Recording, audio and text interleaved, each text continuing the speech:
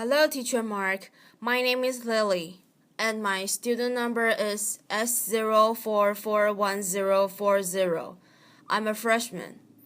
The speech title is Melissa Fleming, a boat carrying 500 refugees sunk at sea, the story of two survivors.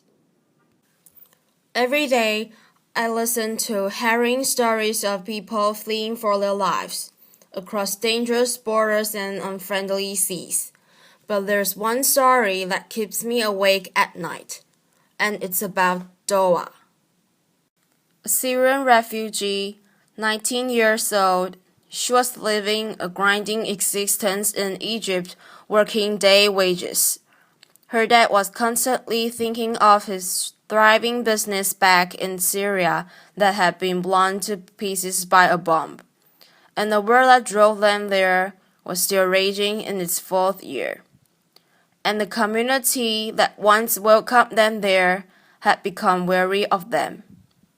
And one day, men on motorcycles tried to kidnap her. Once, an aspiring student thinking only of her future, now she was scared all the time.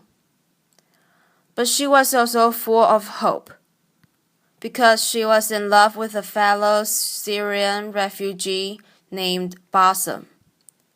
Bassem was also struggling in Egypt, and he said to Doa, "Let's go to Europe. Seek asylum, safety. I will work, you can study. The promise of a new life." And he asked her father for her hand in marriage. But they knew to get to Europe, they had to risk their lives, traveling across the Mediterranean Sea, putting their hands in smugglers notorious for their cruelty. And Doa was terrified of the water. She always had been. She never learned to swim. It was August of that year, and already 2,000 people had died trying to cross the Mediterranean. But Doa knew of a friend who had made it all the way to northern Europe, and she thought, maybe we can too. So she asked her parents if they could go, and after a painful discussion, they consented. And Bassem paid his entire life savings, $2,500 each, to the smugglers. It was a Saturday morning when the call came, and they were taken by a bus to a beach. Hundreds of people on the beach. They were taken then by small boats onto an old fishing boat. 500 of them crammed onto that boat, 300 below, 500 above. There were Syrians, Palestinians, Africans, Muslims, and Christians. 100 children, including Sandra, little Sandra, 6 years old, and Masa, 18 months. There were families on that boat, crammed together shoulder to shoulder, feet to feet. Doa was sitting with her legs crammed up to her chest, Bassem holding her hand. Day 2 on the water, they were sick with worry and sick to their stomachs from the rough sea. Day 3, Doa had a premonition, and she said to Bassem, "I fear we are not going to make it. I fear the boat is going to sink." And Bassem said to her, "Please be patient. We will make it to Sweden. We will get married and we will have a future." Day 4, the passengers were getting agitated. They asked the captain, "When will we get there?" He told them to shut up, and he insulted them. He said, "In 16 hours we will reach the shores of Italy." They were weak and weary.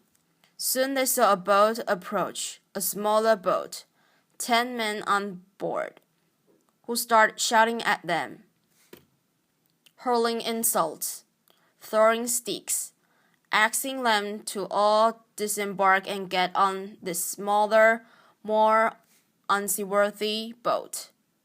The parents were terrified for their children, and they collectively refused to disembark.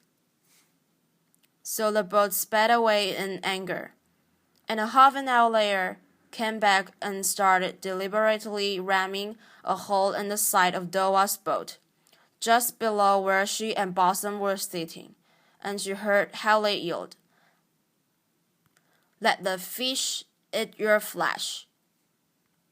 And they started laughing as the boat capsized and sank. The 300 people below deck were doomed. Doa was holding on to the side of the boat as it sank, and watched in horror as a small child was cut to pieces by the propeller. Blossom said to her, "Please let go, or you'll be swept in and the propeller will kill you too. And remember, she can't swim." But she let go and she started moving her arms and her legs, thinking, "This is swimming." And miraculously, Blossom found a live ring. It was one of those child's rings that they used to play in swimming pools and on calm seas. And Doa climbed onto the ring, her arms and her legs dangling by the side. Blossom was a good swimmer, so he held her hand and tread water. Around them, there were corpses. Around 100 people survived it initially, and they started coming together in groups, praying for rescue. But when a day went by and no one came, some people gave up hope. And Doa and Blossom watched as men in the distance took their life vests off and sank into the water. One man approached them with a small baby perched on his shoulder, 9 months old, Malik. He was holding onto a gas canister to stay afloat, and he said to them, "I fear I'm not going to survive. I'm too weak. I don't have the courage anymore." And he handed little Malik over to Blossom and to Doa, and they perched her onto the life ring. So now they were 3, Doa, Blossom, and little Malik. And let me take a pause in this story right here and ask the question, why do refugees like Doa take these kinds of risks? Millions of refugees are living in exile, in limbo. They are living in countries fleeing from a war that has been raging for 4 years. Even if they wanted to return, they can't. Their homes, their businesses, their towns, and their cities have been completely destroyed. This is a UNESCO World Heritage City, Homs, in Syria. So people continue to flee into neighboring countries, and we build refugee camps for them in the desert. Hundreds of thousands of people live in camps like this, and thousands more, millions, live in towns and cities. And the communities, the neighboring countries that once welcomed them with open arms and hearts, are overwhelmed. There are simply not enough schools, water systems, sanitation. Even rich European countries could never handle such an influx without massive investment. The Syria war was driven almost 4 million people over the borders, but over 7 million people are on the run inside the country. That means that over a half the Syrian population has been forced to flee. Back to those neighboring countries hosting so many, they feel that the richer world has done too little to support them, and days have turned into months, months into years. A refugee's stay is supposed to be temporary. Back to Doa and Blossom in the water, it was their second day, and Blossom was getting very weak. And now it was Doa's turn to say to Blossom, "My love, please hold on to hope, to our future. We'll make it." And he said to her, "I'm sorry, my love, that I put you in this situation. I've never loved anyone as much as I love you." And he released himself into the water, and Doa watched as the love of her life drowned before her eyes. Later that day, a mother came up to Doa with her small 18-month-old daughter, Masa, This was the little girl I showed you in the picture earlier, with the life vests. Her older sister, Sandra, had just drowned, and her mother knew she had to do everything in her power to save her daughter, and she said to Doa, "Please take this child. Let her be part of you. I will not survive." And then she went away and drowned. So Doa, the 19-year-old refugee who was terrified of the water, who couldn't swim, found herself in charge of two little baby kids. And they were thirsty, and they were hungry, and they were agitated. And she tried her best to amuse them, to sing to them, to say words to them from the Quran. Around them, the bodies were bloating and turning black. The sun was blazing during the day. At night, there was a cold moon and fog. It was very frightening. On the fourth day in the water, this is how Doa probably looked on the ring with her two children. A woman came on the fourth day and approached her and asked her to take another child, a little boy, just 4 years old. When Doa took the little boy and the mother drowned, she said to the sobbing child, "She just went away to find you water and food." But his heart soon stopped, and Doa had to release the little boy into the water. Later that day, she looked up into the sky with hope, because she saw two planes crossing in the sky, and she waved her arms, hoping they would see her, but the planes were soon gone.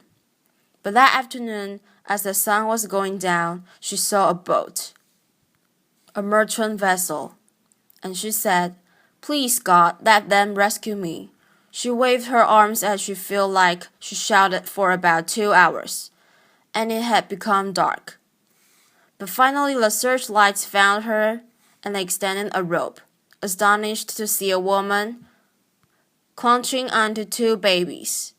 They pulled them onto the boat, they got oxygen and blankets, and a Greek helicopter came to pick them up and take them to the island of Crete.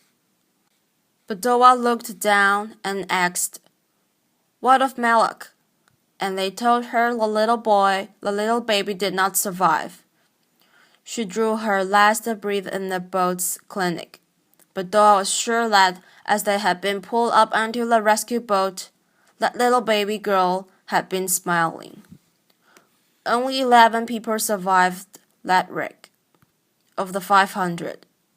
There was never an international investigation into what happened. There were some media reports about mass murder at sea, a terrible tragedy, but that was only for 1 day. And then the news cycle moved on. Meanwhile, in a pediatric hospital on Crete, little Masa was on the edge of death. She was really dehydrated. Her kidneys were failing. Her glucose levels were dangerously low. The doctors did everything in their medical power to save them, and the Greek nurses never left her side, holding her, hugging her, singing her words. My colleagues also visited and said pretty words to her in Arabic. Amazingly, little Masa survived, and soon the Greek press started reporting about the miracle baby, who had survived 4 days in the water without food or anything to drink, and offers to adopt her came from all over the country. And meanwhile, Doa was in another hospital on Crete, thin, dehydrated. An Egyptian family took her into their home as soon as she was released, and soon word went around about Doa's survival, and a phone number was published on Facebook. Messages started coming in. "Doa, do you know what happened to my brother, my sister, my parents, my friends? Do you know if they survived it?" One of those messages said, "I believe you saved my little niece, Masa," and it had this photo. This was from Masa's uncle, Syrian refugee who had made it to Sweden with his family and also Masa's older sister.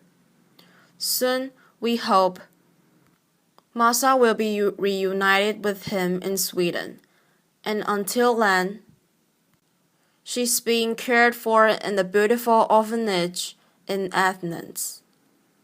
And Doha, well, word went around about her survival too, and the media wrote about this slight woman and couldn't imagine how she could survive all this time under such conditions in that sea and still save another life.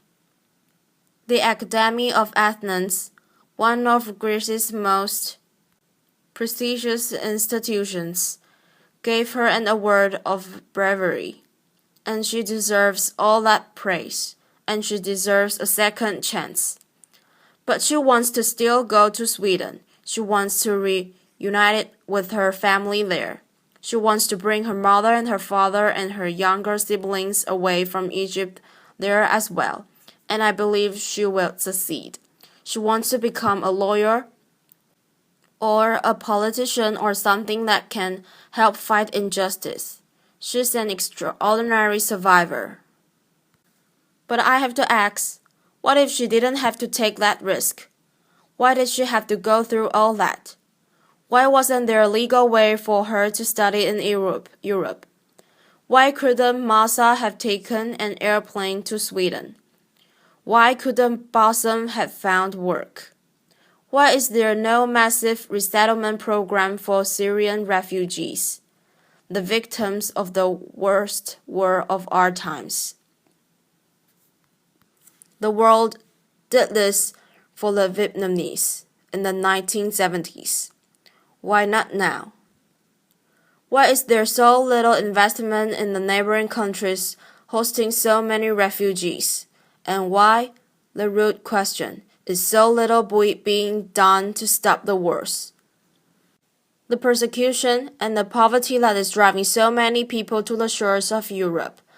Until these issues are resolved, people will continue to take to the seas and to seek safety and asylum.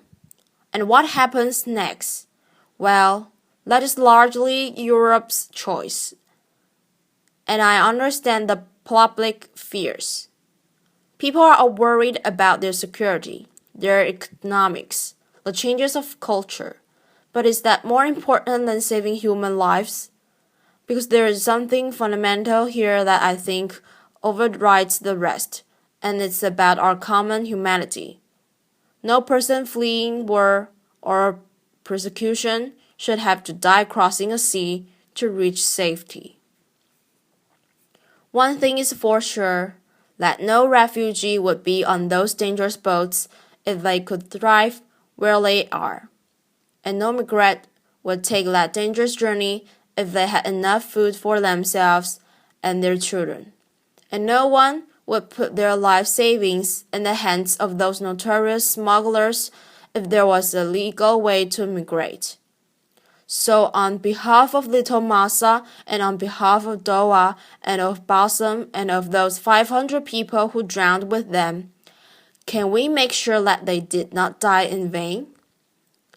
Could we be inspired by what happened and take a stand for a world in which every life matters? Thank you.